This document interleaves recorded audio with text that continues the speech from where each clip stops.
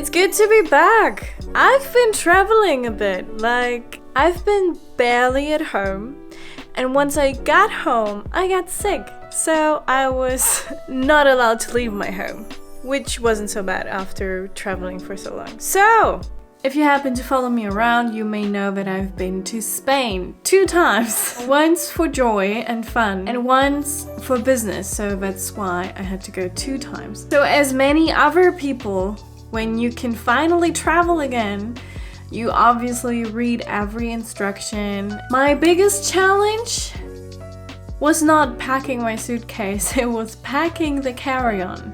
And then I thought, I'm probably not the only person going through this and getting accustomed to traveling again.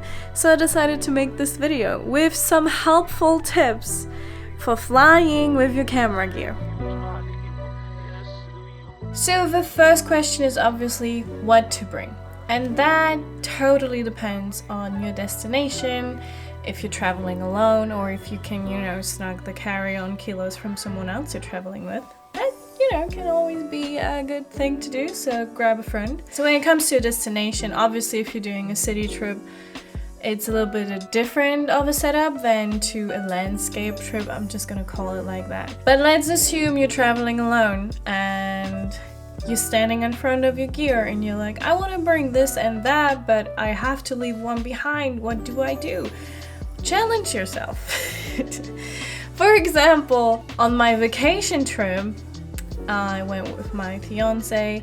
He shot most of the times with an 85mm and I shot most of the times with a 35mm, and I was like, yay, we have 2 different angles and we're both shooting, so we're gonna be fine. But I gotta say that I would have been fine with only shooting 35 for those 2 weeks. If you decide on one lens, you will notice that you can challenge yourself, and you don't have the luxury of changing it around, and you will frame your things differently and experiment a little bit more. So if it's only a fun trip for you, why not just try it out and just have one lens and go for it. On my business trip, on the other hand, I brought the 24-70 because I had to be ready for everything, for interviews, for wide shots, close-ups, and all that stuff. And that was quite nice as well. So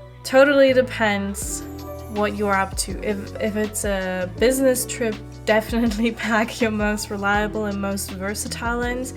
If it's a vacation and fun trip, challenge yourself. Take your favorite lens and get to know every aspect of it. Kind of like, yeah. So when it comes to packing gear, smaller is definitely better because you're probably out all day. You won't have a lot of time to change stuff or change stuff around and think about, was this the right lens or not? You just go with what you have and you produce the best thing you can. And not to mention the carry-on.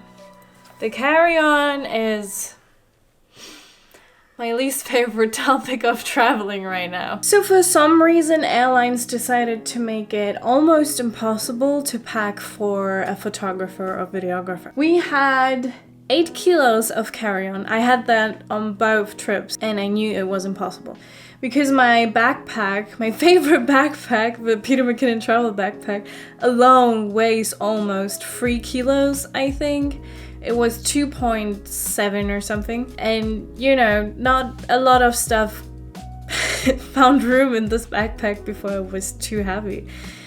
And traveling for the first time in a long time, we kind of panicked and just didn't go over this limit. We later at the airport realized that not a lot of people are checking this. They're looking, oh, you're having a backpack, okay, fine, just go. Anyhow, cables, cages, I don't know, cloths, whatever, that didn't have any battery in it went into the suitcase. Because surprise, we had 23 kilos available in the suitcase and I only needed 10. So, can I just take a few kilos from my suitcase and into my carry-on? That would be great. Thank you, airlines. I appreciate it. But that gave us more room in the backpack. So The only thing that really went into the carry-on, the lenses, of course. I would never trust a lens in a suitcase. No, don't even think about it. Don't do it. Don't. No.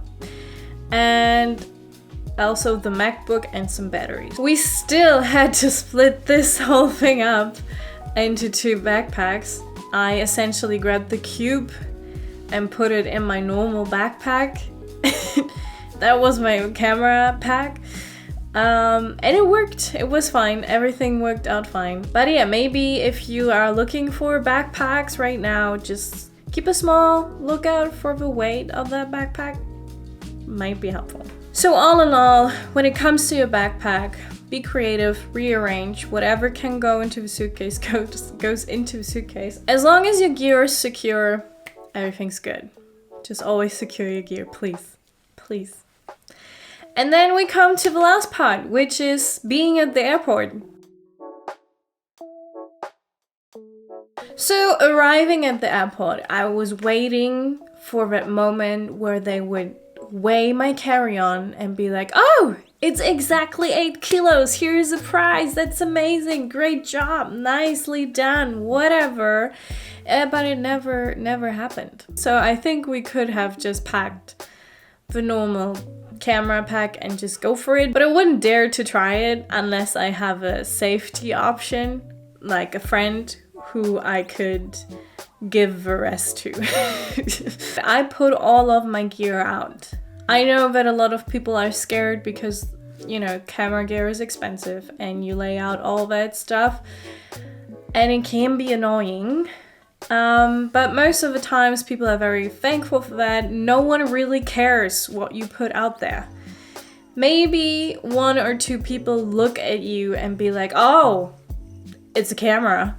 But that's basically it. Some airports are really nice. You can pack directly from where the trays land and you can pack up all your stuff. And some airports are not so cool.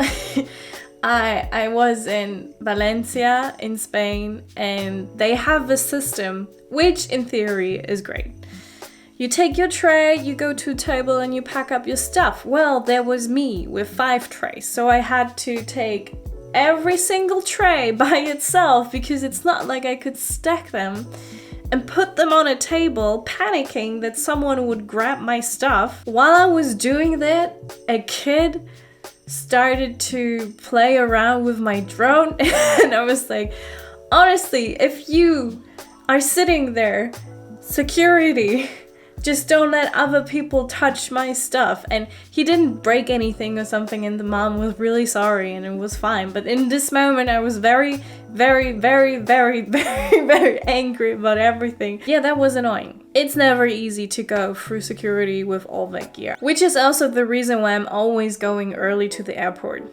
I already had some times where they actually tested all the gear for explosives and that takes a long time, but the last 2 times, no problems whatsoever.